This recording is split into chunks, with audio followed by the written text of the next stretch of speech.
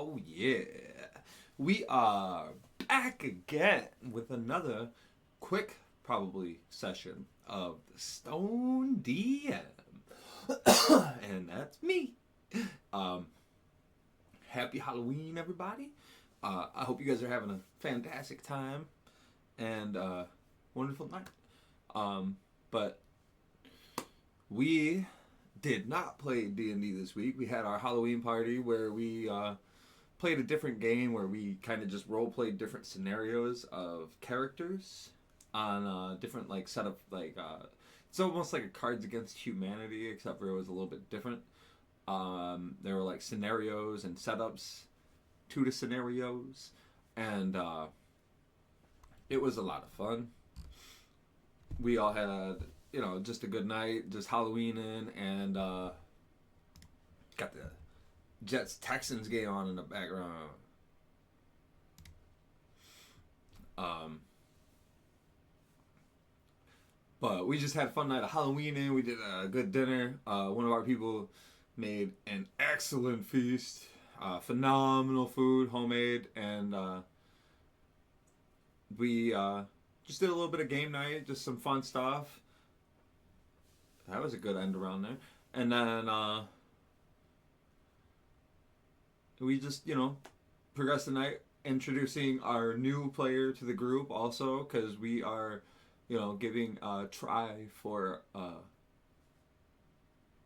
guess 6 people at the table, but it would be a 5-player group going out from next week. So that will be a little different going forward. It's going to change up my setup a little bit. Well, probably a lot, honestly, because we're going to have to make a little bit more time for individual people to get enough time to, have their stuff in. But we're also going to have to make more time, or, allow for more time in the roleplay department. However, it's going to have to be done on the go a little bit more often than it is,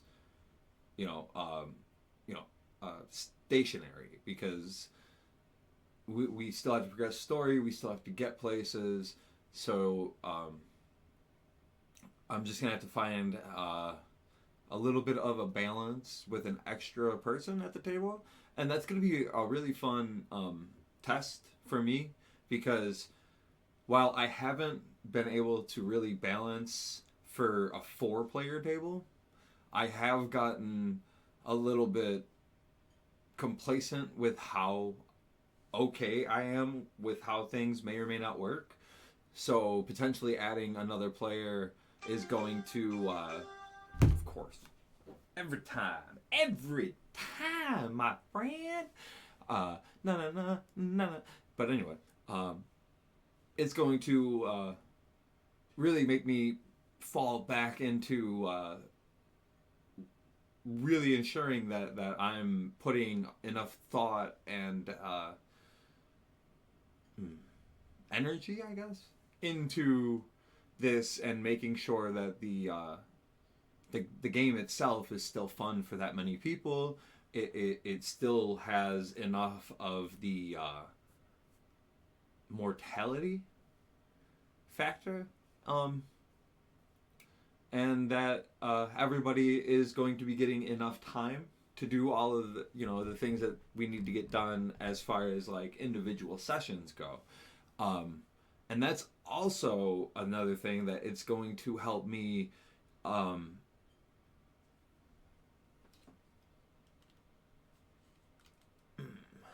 it's going to help me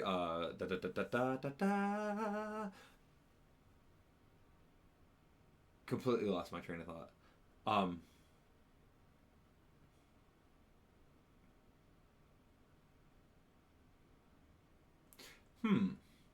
Yeah, completely lost it. Had it, now it's gone.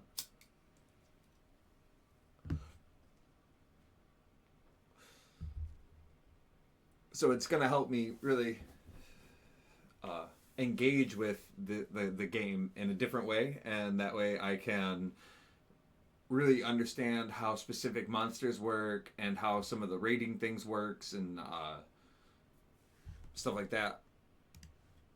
And kind of figure it out for myself and then start leveling things up. Like I've already, because the challenge rating is not great for a lot of things, so I've already been balancing monsters a little bit of a different way just for the 4 people. Um, so having another person in the party is gonna really adjust those numbers a little bit more. Um, but also for low level monsters, I'm really gonna have to throw, a decent number in order for the possibility of danger to be there. But if I throw too many and I do, all the same initiative, that could just be disaster immediately. So like, um, there's going to be some new risks involved, and there's going to be some new trial and error, and potentially, as long as everything works out fine and the table continues to flow as it does, we'll be keeping the player, and I'll have to really understand going forward, how to build scenarios for everybody. One of the big things that I do want to ensure is that we do have enough time for the individual players to get in enough play for it to be, worth everyone's time. Because we all are giving up a lot of time, and with everyone, obviously being adults, there's not a lot of that to go around. And then giving up your free time to play something and then not getting the actual chance to play it would be detrimental. And I understand, sometimes that's going to happen. Sometimes some characters are not, going to shine at all, and that is a potential thing. However, we do need to avoid that being a thing, because that's not why we're here. We're not here for the professionalism or anything. We're literally here for the game. And as much fun as it is watching these other people engage in the story and tell it, with you, if you're not being part of the people who are telling the story, you're not going to be as involved. It's not going to matter as much, and then your decisions are going to reflect that. And I want to try and keep everyone's attention. I want to keep the world. That's a bad miss. I want to keep the world, progressing, but I also want to keep them interested in learning about the progression, and I want them to be a part of some of the progression as far as their individual stories, the impact that it might have, and the direction it may take the people. Because where we are now, go check us out. All Bear Crew, head on over there, check them out. Where we are now, we are setting out from the town, Fort Runoft, and we're heading into another area, so that way we can learn information about an object to go and fight one of the new big bads that we had just recently learned about. However, it's a naga, and in the book they rejuvenate, so when they die they come back. But I'm gonna change the time frame up a little bit, because in the book it's pretty soon, but I think I'm gonna change the time frame up a little bit to make it a little different, and it's probably gonna be maybe the only one. I'm not entirely sure how that's gonna work yet, but they're fighting that, so they want to go and seal it, and with my world, like, we don't have the wish or anything like that, so there's not a lot of ways to defeat the naga. So I decided that the way that they have heard to beat this thing is going to be what they call the jar of sealing, and that's just a large jar that you can seal a beast or a creature in,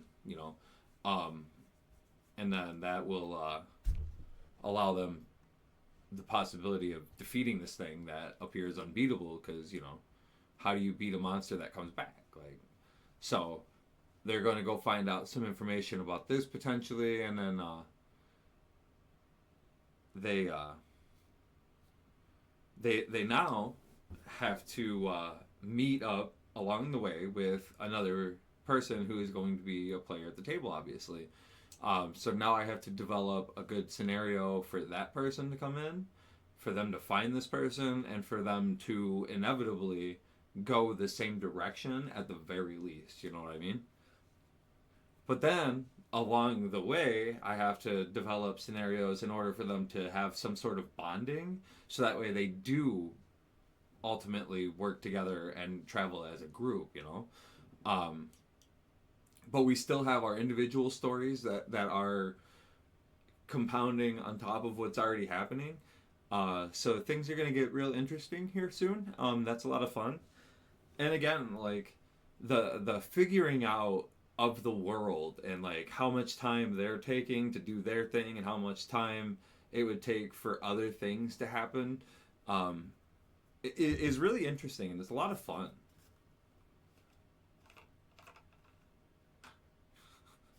No way.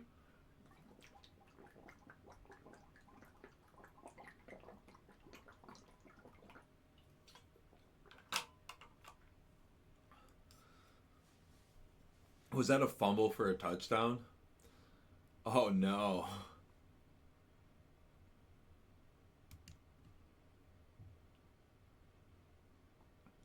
I might not be. He went to make a football move and didn't really have it, so.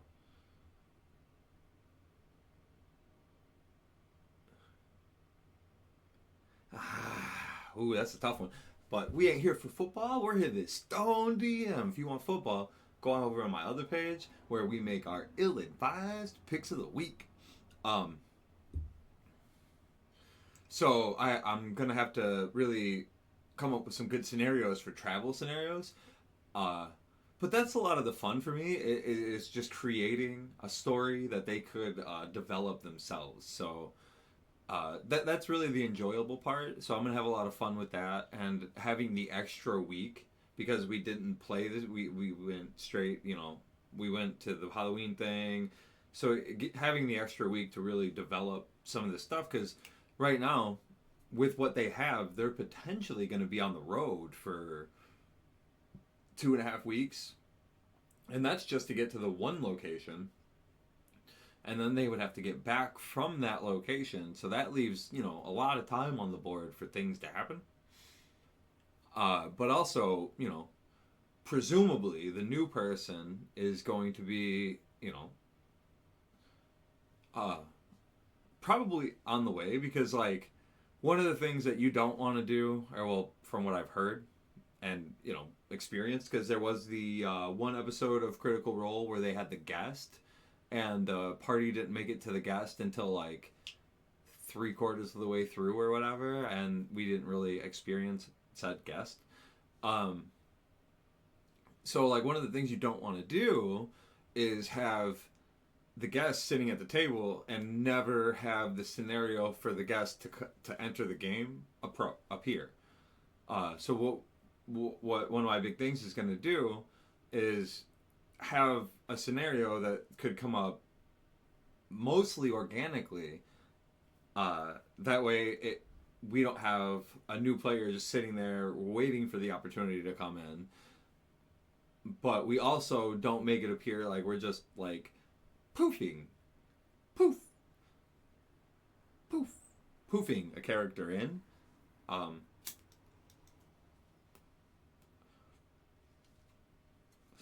I guess we should probably just get to the stone part, huh? Actually, I don't even know how long we've been talking for. We're probably way past that. I am just a rambler. We are way past that. I didn't know we was at. So wait, what did they call it? Oh, okay, they called it incomplete. That makes sense because like bang bang, you know what I mean? But like, whew, that was close. Um,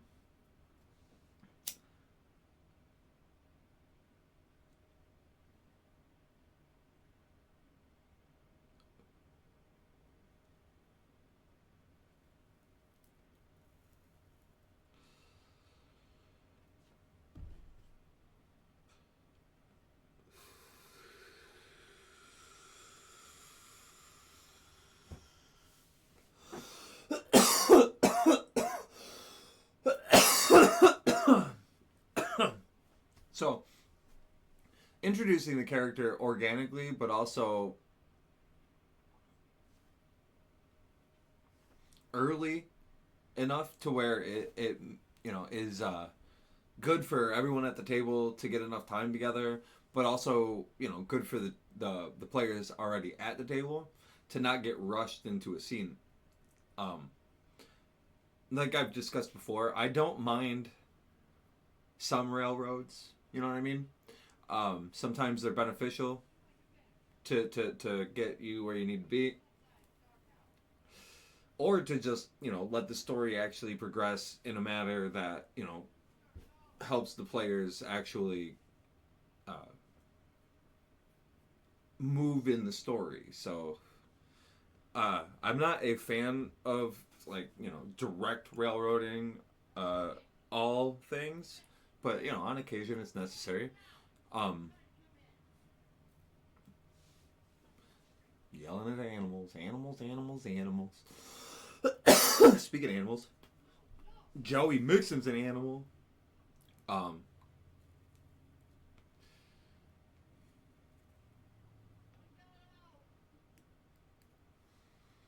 yeah, so they they're coming up on a real fun part, and then it's going to be a whole different test for me to learn about the way to set up a table for extra players, and having more people in roleplay, and then just providing a different option of monster too. That way, we're not getting repetitive on the things we find. Like obviously, like this direction, they're gonna go back through the swamps to get to where they're going, and they just came from the swamps, and they know what monsters they have seen so far. So obviously, we're gonna see the swamp snakes that we've come across. We're gonna see some of the other things that they have technically seen or are aware of. But I don't want to. I don't want to only have those creatures as options for them again. Like while they're there, I want to find a way to introduce other things. But then I also need to provide scenarios outside of just fighting monsters, or hiding from monsters, or whatever we're doing with monsters.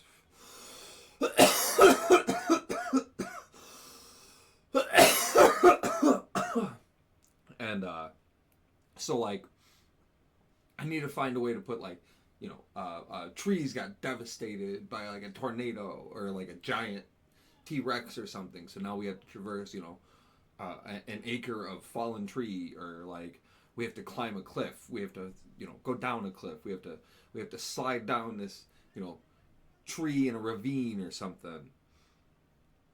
And but then we also need scenarios where there are other travelers, because that is a thing. As dangerous as the world might be, there are other people who still exist in the world. So, wow, that dude just broke 3 tackles. Nobody even wanted to tackle that guy.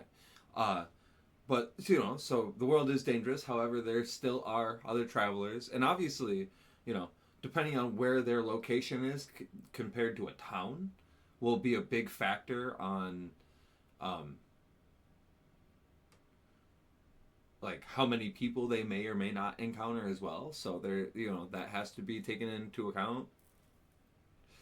Uh, there's just a lot of things to try and add a little bit, I guess, of real worldness to the world, and you do want it to feel,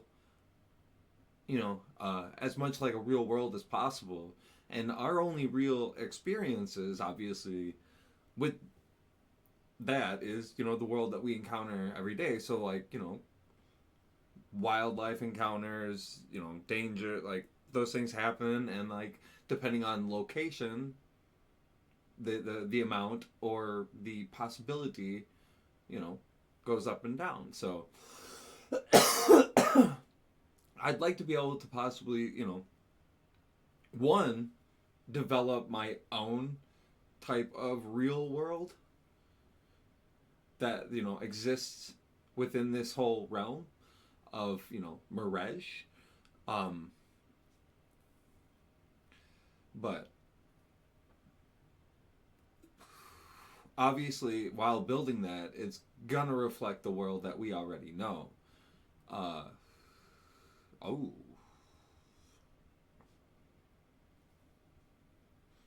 So, I want to, make it so where the people can feel like the world is alive. And in order to do that, obviously, I'm using a little bit of reflection of our own world. So I do need to find a way to make it mine and introduce, you know,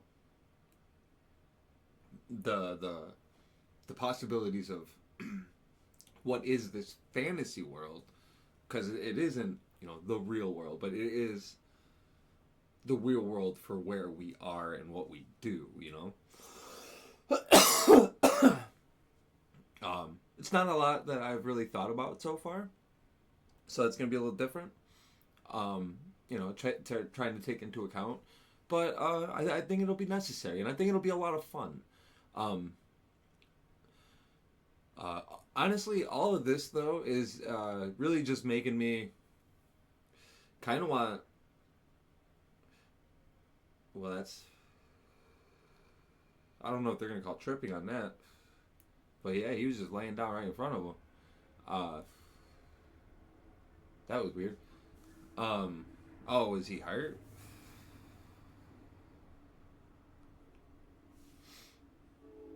Um, but I think it'll be necessary. I think it'll take some time to understand how to do it. I think it'll take some time to write out and flesh out and get it to a point to where it works. The good thing about this is it's the first world that we've built together. And it's our first homebrew. So we can really toy with some things and experience different things. That way, when we do, you know, progress more and officially understand what we may or may not have gotten wrong or right, we can try again, or, just make some key changes that allow all this to come to life. It's like, some of the things that terrified me were, the wish spell, so extremely powerful wizards everywhere. I didn't want that. So, like, magic exists, the world itself is magical. We understood that when we rolled that homunculus are just like wandering around, and they're created by magic. So, like, honestly, to be fair, I didn't really know what the fuck they were, like, technically. Like, I knew what it was, but, like, I didn't know how, like, that, like, there's obviously no way for them to exist in nature. So when they rolled it, I kind of just, like, let it happen, and then I read it, and I was like, yeah, there's no way. But, like, fuck it, the world's magical, bitch. Uh, but, um, like, things like that scare the shit out of me. Is extremely powerful wizards, and then obviously, if you have too powerful of a druid, it's like the same damn thing. And and then war throughout the lands, shaping the world like that. Like, that's a scary thing right now. Like, I don't feel like dealing with a whole bunch of different political stuff. And mostly, like, that's kind of like the reason is I don't want to deal with that. Like, I don't feel like getting into a whole big political thing. I do that in my real life way too much. I am drawn to conspiracies, but most of them turn real. Don't tell people that, though. They just think I'm crazy. So, we got a lot of experiences coming up that we haven't had before, but also, as a writer, I mean, I guess I suppose you would call me that at this point. Being the DM, you do have to write up the stuff. But, so a lot of fun things coming up as a writer, and, just as a DM to watch them go through these things that are going to come up, or that even have come up. Like I said, all Bear Crew, go check them out. They're really good at the game. Um, but we we got a lot coming up. There's a lot of things for me to experience as a DM, so maybe we'll get some more thoughts, but mostly it's just crazy rambling. And like I said, that's really just the point of this too. Is like I love to ramble about things I enjoy, and I've fallen in love with D&D, man. I was a pro wrestler for 15 years, and I had to step away because my hips pretty messed up. Um, I thought losing a bunch of weight and stuff like that would potentially just like help me write it, because like I didn't know, maybe what extent the injury was. I didn't really want to go get checked out yet. So I kind of just I've lost 109-10 pounds, something. I've lost a bunch of weight. I went from over 300. At 220. But I asked some people online, on Facebook. I was like, hey, who wants to learn how to play this crazy game with me? And at that time, I was, not even stepped away yet, but I knew it was coming. And I didn't know that I needed something like this, but it really came in handy, because creativity is a really big thing for me. So having this creative outlet and the ability to just play around and tell a story, because that's another big thing for me. Tell a story with other people has really just been the perfect thing for stepping away from the thing that saved my life, the love of my life, and then coming into, going into a world where I potentially had nothing, and now I'm here telling stories and hanging out with these people, and we're coming up on our 2-year anniversary. So I haven't even been doing this that long, but I've really come to love the game, and I really respect the people that I play it with, and I respect the role of the DM, and I know that everyone who comes to the table is their own responsibility to bring the fun to the game, and obviously we're all there for fun, and I don't take so much responsibility that I don't have fun. I'm not like, I'm not I'm not so wrapped up in it to where like if people don't enjoy the scenario, I'll be upset, like, or like if people just refuse to have fun. I'm not saying this has ever happened, but like, sometimes people just had a bad day, and you can't make people have fun, just because they're at, the game. So like, if people are just having a bad day, I won't take that personally. Like, the game's the game. You play it how you want.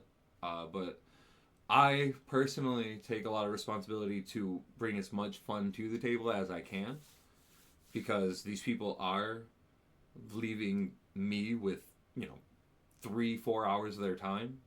And if they're going to trust me with their time, I'm going to put as much effort in as I can to make sure that I am at least leaving the availability up to it, for fun.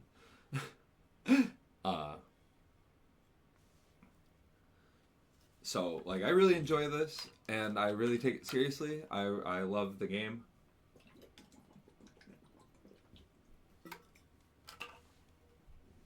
But I'm honestly at a point now to where I think I might want to add a second group into the world to kind of like see how things go and like just play more. But honestly, if I did if I did try and get a second group together, we would probably play the starter set Phandalin, because I would really like to start with something that I'm familiar with, and that is a real good introduction of bringing people into the game. And you can shorten it up and kind of, play with that and just let people get used to how I play as a DM and let them, see how they are as players. So that way we can come together on that and make it work a little better. Um,